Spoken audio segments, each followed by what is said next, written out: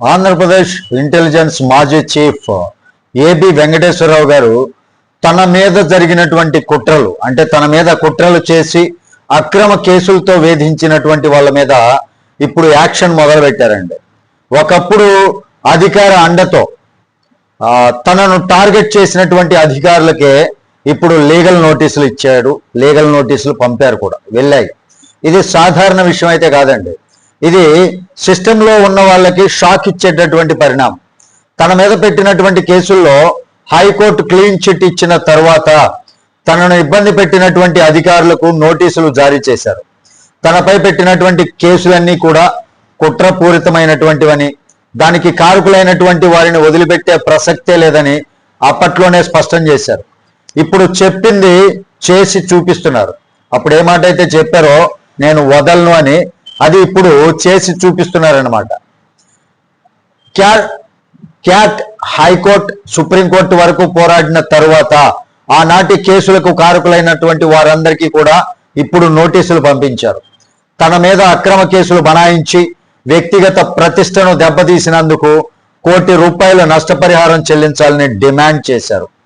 ఈ నోటీసులు అందుకున్నటువంటి వారిలో మాజీ డీజీపీలైనటువంటి గౌతమ్ సవాంగ్, ఆర్పి ఠాకూర్, సిఐడి ప్రస్తుత DG Ravishankar Ayyanar and IPS అధికారులు PV Sunil Kumar, PSR Anjaneyulu, K Raghurama Reddy, అప్పటి సిసిఆర్ఓ పూడి శ్రీహరి, అలాగే గోవిందరాజన్, విజయ్ పాల్ కూడా ఉన్నారు.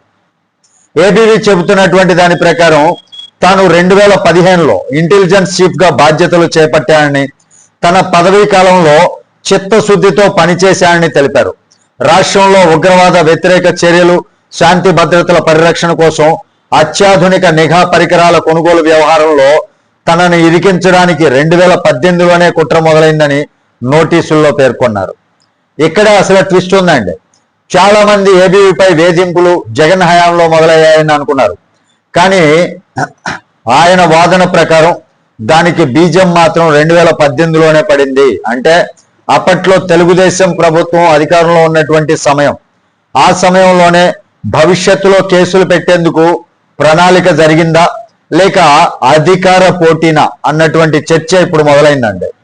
వాళ్ళు ఏరోస్టాట్ యుఏవి నిఘా పరికరాల కొనుగోలు ఆర్డర్ను రద్దు చేశానని, ఆ రద్దు గురించి అధికారిక ఫైళ్లలో ఎక్కడా ప్రస్తావించలేదని, ఎలక్ట్రానిక్ రికార్డులను కూడా ఫోర్జరీ చేశారని ఆరోపించారు. ఫలితంగా తాను బాధ్యుడినయ్యానన్నారు. 2020లో తన పోస్టింగ్ జీతం కోసం పంపినటువంటి ఫైల్ను అప్పటి డీజీపీ గౌతమ్ సవాంగ్ గారు ఈ అధికారులతో కలిసి తొక్కి పట్టారని అన్నారండి. ఫోర్జరీ చేసినటువంటి పత్రాల ఆధారంగా తనపై విచారణకు ఆదేశించారని, తప్పుడు తేదీలతో మెమోలు సృష్టించారని, ఒక్క రోజులోనే కల్పిత విచారణ నివేదిక తయారు చేశారని తీవ్ర ఆరోపణలు చేశారు. ఆ తప్పుడు నివేదిక ఆధారంగానే అప్పటి ప్రభుత్వం తనను సస్పెండ్ చేసిందని పేర్కొన్నారు.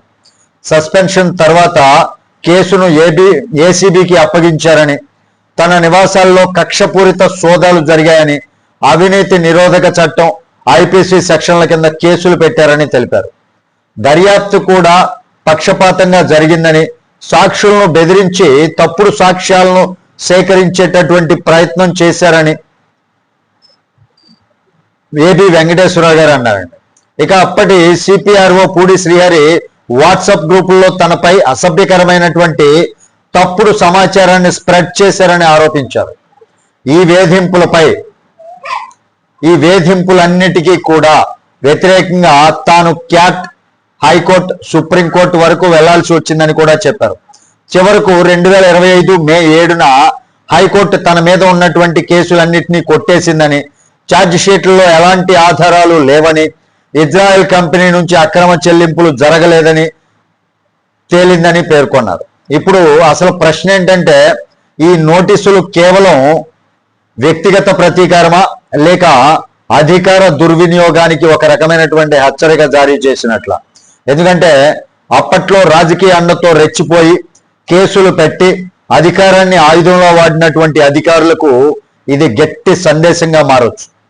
టీడీపీ క్యాడర్ కూడా ఈ పరిణామాన్ని హర్షిస్తోంది. ఎందుకంటే అప్పట్లో తమ నాయకులు కార్యకర్తలను వేధించినటువంటి అధికారులపై కఠిన చర్యలు తీసుకోవడంలో ప్రభుత్వం నెమ్మదిగానే ఉందనేటటువంటి అసంతృప్తి ఉంది.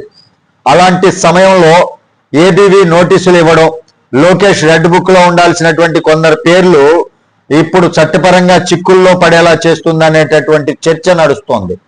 మరోవైపు ఇటీవల ఏబీవీ జగన్ పాలనపైనే కాదు, కూటమి ప్రభుత్వంపై కూడా విమర్శలు చేస్తున్నారు. త్వరలో పార్టీ పెట్టే ఆలోచనలో ఉన్నారనేటటువంటి ప్రచారం కూడా ఉంది. అంటే ఈ నోటీసులు కేవలం లీగల్ యాక్షన్ మాత్రమే కాదు, భవిష్యత్ రాజకీయ సంకేతాల అన్నటువంటి సందేహం కూడా వస్తుంది. మొత్తానికి తనను అక్రమంగా వేధించి పోస్టింగ్ లేకుండా చేసి ప్రతిష్ట దెబ్బతీసినటువంటి ప్రత్యర్థులను ఇలా వదిలేయకుండా చట్టపరంగా చట్టబద్ధంగా పోరాటం చేయడం ఇప్పుడు పెద్ద చర్చగా మారింది. రాజకీయ అండతో అడ్డగోలుగా వ్యవహరించేటటువంటి అధికారులకు ఇది నిజంగానే అడ్డుకట్ట వేస్తుందా, లేక ఇది ఇంకో పెద్ద రాజకీయ యుద్ధానికి నాంది అవుతుందా చూడాలి. మరి దీనిపై మీ అభిప్రాయం ఏంటి అనేది కామెంట్ రూపంలో తెలియజేయండి.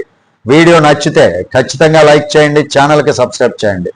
తిరిగి తర్వాతి వీడియోతో మీ ముందుకు వస్తాను. అప్పటి వరకు సెలవు. జై హింద్.